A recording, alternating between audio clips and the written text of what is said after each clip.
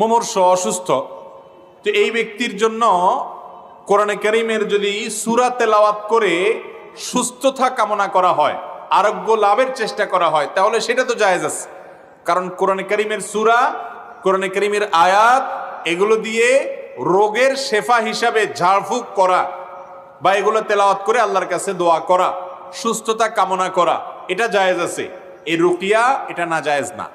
কিন্তু যদি কেউ মনে করে যে মুমূর্ষ অবস্থায় এই কোরআনে কারীমের তেলাওয়াত করলে এর সওয়াবটা তিনি ওই মুমূর্ষ ব্যক্তিকে পাঠিয়ে দিবেন, তো জীবিত মানুষ একজনে কোরআন তেলাওয়াত করে আরেকজন জীবিত মানুষকে ট্রান্সফার করে দিবে, এই ট্রান্সফারের সিস্টেম নাই। মোবাইলের যেরকম আপনার পয়সা, টাকা পয়সা, এগুলো ব্যালেন্স যেরকম ট্রান্সফার করা যায়, এই আমলনামা বা সওয়াব একজন জীবিত মানুষ আরেকজনের জন্য ট্রান্সফার করতে পারে না। অতএব মুমূর্ষ